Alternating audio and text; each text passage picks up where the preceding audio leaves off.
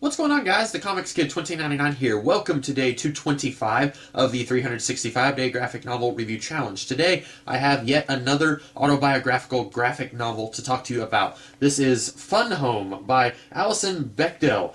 You may have heard of Alison Bechdel. She is the creator of the Bechdel test, which is basically if you want to determine if a story of any kind is feminist or is pro-women, you decide, does the story have two female characters who talk to each other and share screen time with each other, and they talk about something other than men. If that does not pass those qualifications, then it does not pass the Bechdel test. That is something that I've been aware of for, I want to say, maybe even longer than I've been aware of this book. This is another one of those books that I discovered through my graphic novel class in the year 2009.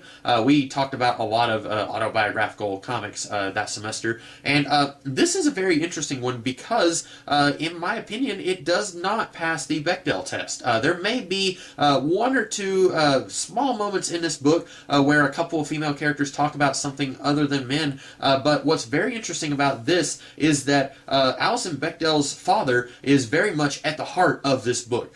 This is not so much about her entire life, but specifically about her relationship with her father and how that kind of influenced her sexuality and coming to terms with her sexuality when she was in college. That is very interesting to me that she is the one who came up with the Bechdel test, and yet this story, the only one from her that I have read, it doesn't pass that. Now, personally, I don't put that much heft on the Bechdel test. There are people I know, there are women that I know who don't put that much heft on it. There are movies like The Princess Bride or The Muppet Movie that many people will say, oh, that's a classic movie, that's a really good movie. I personally really love The Princess Bride. It does not pass the Bechdel test. Does that bother me? No, not really. I think it's a good thing to keep in mind if you are a storyteller or an aspiring storyteller, but I don't think that it is something, well, it failed the Bechdel test, so that story's crap. I don't think that that is something that we should be doing whenever we are putting these various stories to the Bechdel test.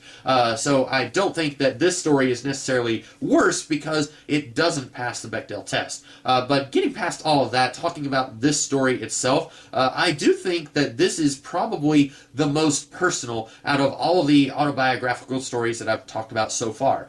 This one, it is pretty savage and harsh in places. She kind of says some things about her father that are a little bit mean-spirited, and I wonder, this is a slight spoiler about the book, but her father died while she was in college, and I wonder if she would be this open about her relationship with him if he was still alive. I don't know the answer to that because I don't know this author personally. I've never read any of her other works, so I don't know how open she would be about her life, or specifically about her relationship with her father and how that influenced her life. I don't know if she would be this open with her father if he was still alive. I feel like maybe, I don't want to say it's a cheat, but I feel like this is a lot more open than a lot of the other autobiographical stories are. And I should go ahead and point out, I would never have the guts to be able to write something like this where I'm just taking everything about my life and just putting it out there for everyone to see. Now, also, I should point out that I don't think that I have enough of an interesting life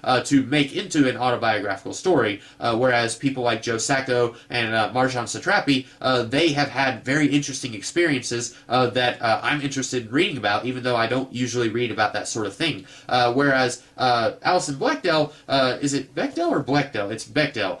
She lived in America. She didn't live in Iran during the Iranian Revolution or in Sarajevo during the conflict that was going on there in the 90s. She had a, comparatively speaking, much more normal life. But because she is so brutally honest, I think that that makes this book a lot more necessary, I guess, if you will. It doesn't make this book so redundant on the market. But I do think that this is a very compelling story. It's a very fast read. It's divided up into chapters, which is not something that Persepolis or Seferi Garajda was done with. So you can read this in the same way that you would read, say, a Superman or a Batman book, where you can just read an issue and then stop at the end of that issue. This is divided up so that you can read an issue, and then if you want to go take a walk or do your laundry or make supper, then you can come back and read another issue later. I find that to be very helpful. That's that's not necessarily something I should have even mentioned in this video, but I find that to be very helpful whenever I'm reading a longer graphic novel, which this isn't even that long. This is like,